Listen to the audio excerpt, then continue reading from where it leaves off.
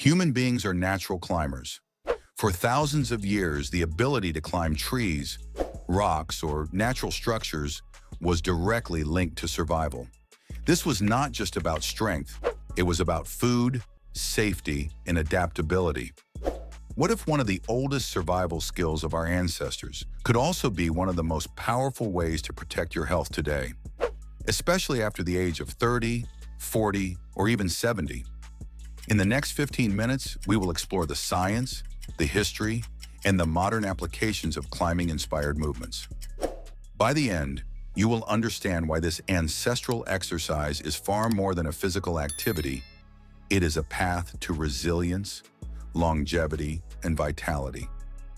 From the very beginning of human history, climbing was essential. Anthropological research shows that early humans relied on climbing to reach fruits, to avoid predators, and to navigate dangerous terrains. The very anatomy of our hands, broad palms, curved fingers, and opposable thumbs, was shaped by these repetitive movements of gripping and pulling. Studies published in the Journal of Human Evolution confirm that our musculoskeletal system adapted to withstand body weight while hanging and pulling. Our shoulders became mobile yet stable. Our forearms developed exceptional strength, and our nervous system learned to coordinate multiple muscle groups at once. These changes were not the result of gym training, but of daily necessity. What does this mean for us today? Every time we grab a bar, climb a rope, or even hang for a few seconds, we are repeating a fundamental pattern that once determined survival.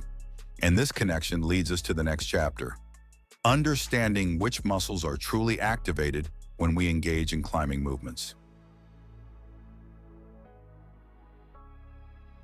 Climbing is one of the rare movements that recruit nearly every major muscle group.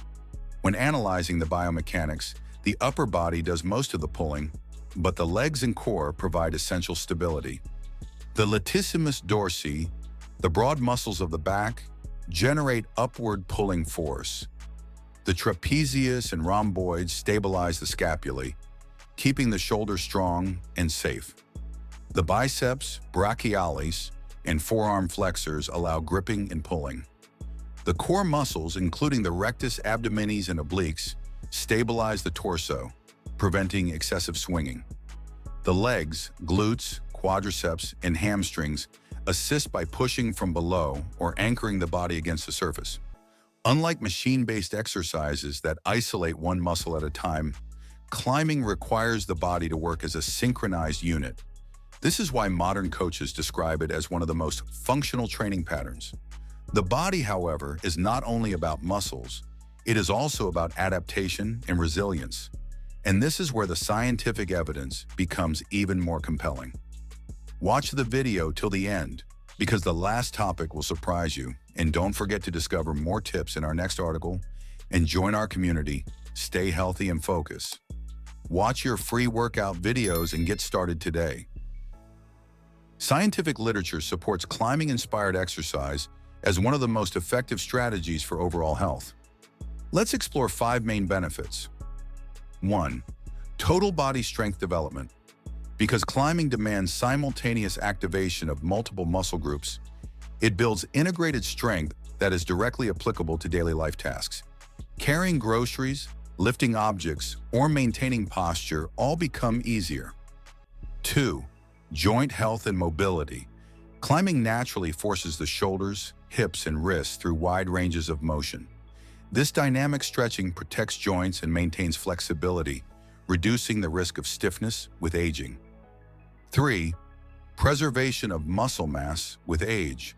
Sarcopenia, or age-related muscle loss, begins after the age of 30.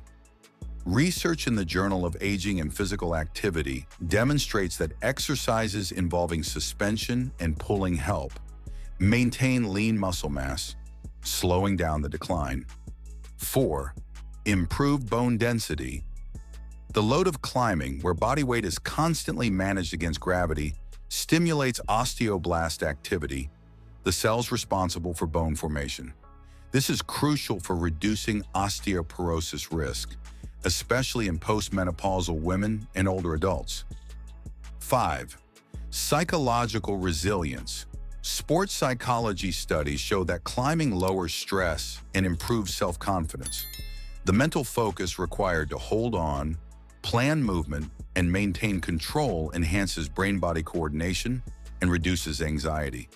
These benefits highlight why climbing is more than exercise. It is medicine for body and mind. But how do we integrate such an ancient pattern into the modern world? That is the question we now answer. Climbing trees or rocks may not be accessible to most people today, but the essence of climbing can be preserved through modern exercises. 4 variations stand out. Pull-ups, the most direct way to mimic climbing. By pulling your body upward, you strengthen the entire back and arms. Beginners can use assistance bands or machines until they build strength. Dead hangs. Simply hanging from a bar may look simple, but it decompresses the spine, enhances grip strength, and improves shoulder mobility. Even short sessions are beneficial. Rope climbing. This exercise replicates the primitive act of ascending vines or tree trunks. It challenges both upper and lower body strength. Indoor rock climbing. Modern climbing gyms offer safe environments where body and mind are trained together. Planning routes improves problem solving, while the physical effort trains strength and endurance. These adaptations prove that you do not need a wild environment to access ancestral strength. A simple bar at home can already open the door to these benefits.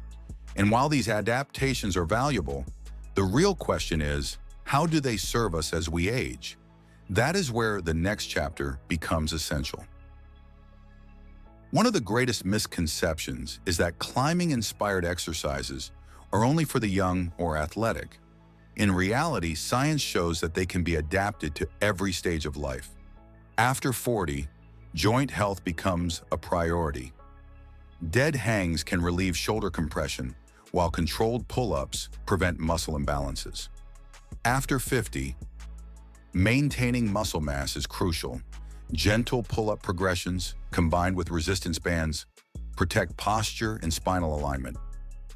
After 60 and 70, the focus shifts to independence and balance.